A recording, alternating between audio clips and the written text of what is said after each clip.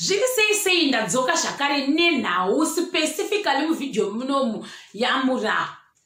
Regai nditi zuro kunyanya hangu pamacomments emavidhio ndanga ndaita ndakaona macomments angane mamixed feelings nepamusoro pesejari yakaitwa namura. Ndobva ndatora nguva yangu ndokumaverenga ndakanotisa kuti vamwe vaitaura kuti surgery iyi it didn't cost 50,000. These are all lies. Number one, ndivamwe. Number two, vamwe vaiti this is all fake. Ndozvavaitaura kuti hakuna zvakadero. Vamwe ndokuti you guys isusu ndozva zvichitwa ma650 kana kuti ma1000 rands ndivamwe. Vamwe vakati isinozva mafriends edu akaitwa 78,000 rands and yange successful akaitwa zvese zvema-uplifts nematamba yawo zvikanaka iko nezvava confident nezvaari. Vamwe vakati isinozva vakaitwa ma80,000 rands. Vamwe vakati isitakaitwa sadina kuti kuwana maresults akati gutsa. Vamwe ndokuti zvakare she's now doing it in an international level.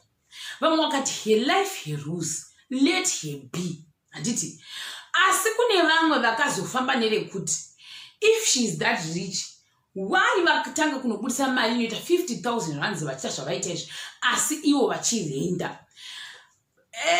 Comment iyi regai nditi pandakaiona hangu inini ndakaona kuti maresponse evamwe vari kuti chii pamusoro peizvozvo zvekuti varipo vamwe vakati vari kuda kutanga kugadzira zvinhu zvirizvi vachiita zvinhu zvinobudisa mari yakawanda asi havana pekugara nei. Ndikati apa ndinenge ndatapukire akuitaura ndinonzwa kuti vamwe vakaresponda sei to this nigirikini comment. Zvikanzi Patience, a person who is still in rented house have got money for fixing her beauty. Kana akashaika, what is she gonna leave the kids with? A flat tummy, I wonder. Comment yakakonzeresa. Vamwe vanakufara vakasupport. Zvikanzi how do you know kuti haasi kuvaka? Like I said, vanhu vazhinji vangoti ari kunotanga kuti semura kunogasa izvi asi havana pekupawo pavanoti apapa. Saka nawo kuti imimi how do you know? What if kana vari pauri kuvaka but she's not even telling you, she's not even showing you, vanozongokusurprise yakawanda. How do you know? Zvikanzi I think munhu wese anovaka imba ave nemansions they have to start by renting, then voita mari yekuzotenga or build their own. Asi makazvitarisa moti maiti idzungairwa here zvekuti she can't plan for her future. I don't think so. Ndivamwe zvikanzi mabridesmaids amaititi vanofunga vanohoreswa chete kungotaura something against tunomira zenzi. Zvikanzi ini munhu anoita zvaanoda nemari yake. Ukutotaura zvekunzwa toti uri maititi lawyer andoziva zvese kana kuti andoziva zvese wakaudzwawo fine ngaipere ndaiti unogara kumba kwavo ngaipere peshi takangofanana. Zvikanzi some people are just possessed zvokwadi namura. So guys, can you buy a house with 50 sgodo? So it's not possible that the guy paid for it or murungotedza zvamuri kungonzwa mumastreets umu. I don't care who paid for who. I don't know why you are talking about. Who is that person? I'm lost. People are personal shame. You have said it. Good question. We talk about what we were told, not that we don't know. I can't prophesy ukuthi she is building a house. And how do you know that she's building a house? Kulungile ndlovukazi unjani? None of your business. So why care about her kids if you don't know where the money came from? Vana vake and achaona yekutamba as always. Told by who? As well as none of your business. Vangachichinjana because of this. Zvikanzi nevamwe godo for a person who you don't know. Zvoratidza kuti uri dofo nevamwe apa.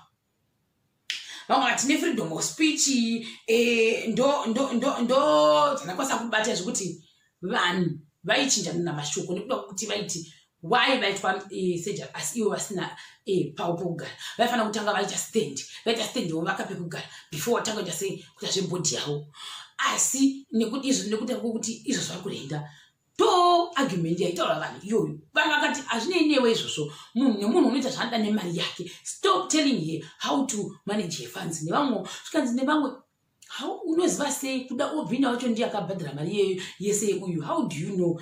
Vamwe vaidero handizivi asi vanhu vaita maassumptions ayo ndokubva chi vanhu vazhinji vatanga uchitenderedza chokunzi 50,000 it's a lie hakuna zvakadiro. Ndobva maimura vadi but for those asking for the medical center, I went to that that's their page below and phone numbers. Call and make your booking. You will thank me later. Heraudi Medical Center. They are both on Facebook and Instagram. Ndaenda kupage uko. Kana vanoita izvo zvefesi, vanoita izvo zvekusimudza maBurkina Faso kana akaita mafallen heroes, maBurkina Fasos ako vanomaita mauplift heroes, ototanga kutotafamba kadi akaenda mudenga kudai. Zvikanzi nevamwe tangodzoka miswe yapakati pemakumbo misodzi yoerera nezvataudzwa apa mabhegi tatatorongedza tanzi zvinoitwa chi free ku government hospital. Zvakaoma moyo wangu gara zvako uchirire vanenge vagonerwa nedenga. Handiti kura kuti ndinofunga izvozvo kumessenger kwani kwadhekuti Harold wacho iwawo kwakazara vanhu vachibvunza kuti mari how much to confirm. Ndomwana ufunga kuti mura ari kuri vanyama kuti zvakaita 50,000 saka kuda kuti sei kundokonfirma kupeji kwani ikoko kwacho kunovabvunza vega kukuzonyatsa kuti inhema dzaita kwapepa kuda ndozvikuitika. I don't know. Zvikanzi plus chikundinakidza with all this noise on Facebook, mura hamusi kupindura mukuita zvinhu zvenyu muri zii itori clapback hombeyo cause vanetsekana idi. Zvikangati mupe sando dzake mura cause panopindura muromo nemuromo vanhu vanoita manyemwe. Ndo zvandiri kumudira zvangu mazuva ano. Taurako vavengi vabatwa neconfusion isingaiti kani.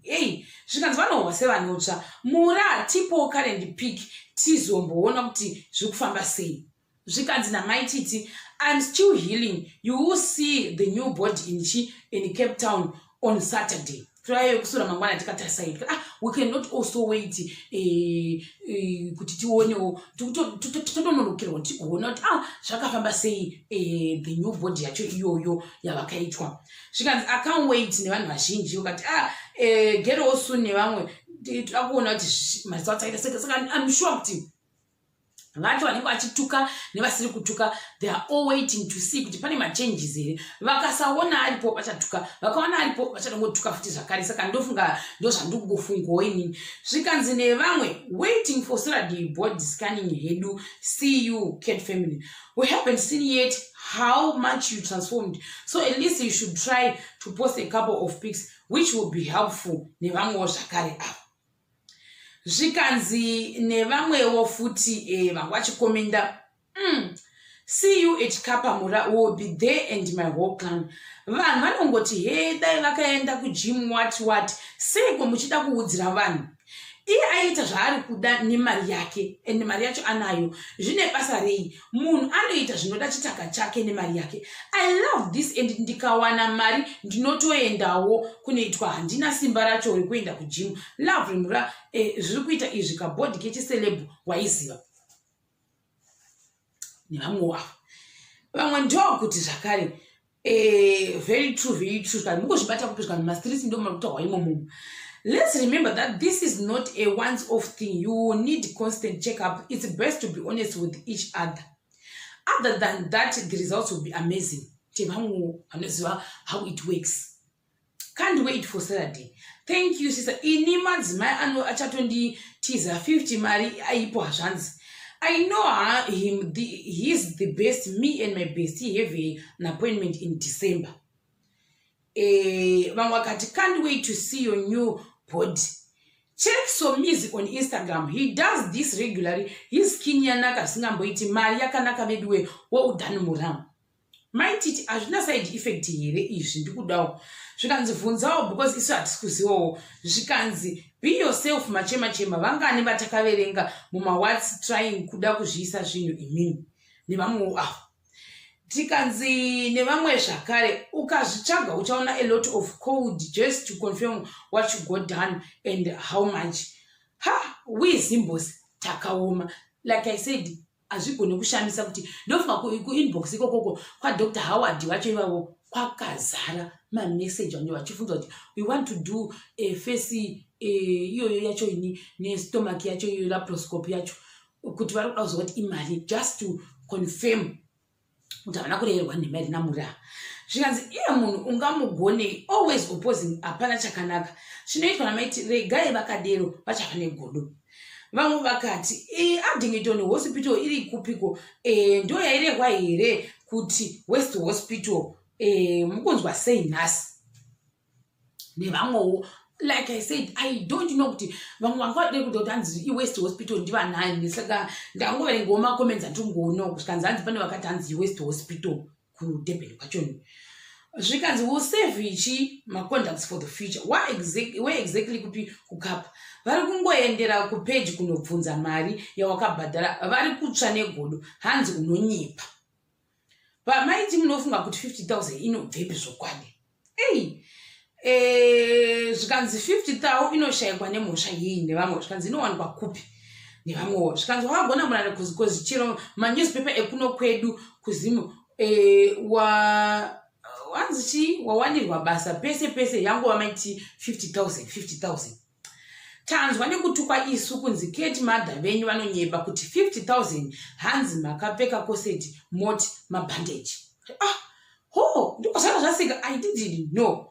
Ikawa vanhu kuri kunakidza kumastreets dasatozivi. Zvikanzi zvinovaya vemagosi zvozvodi.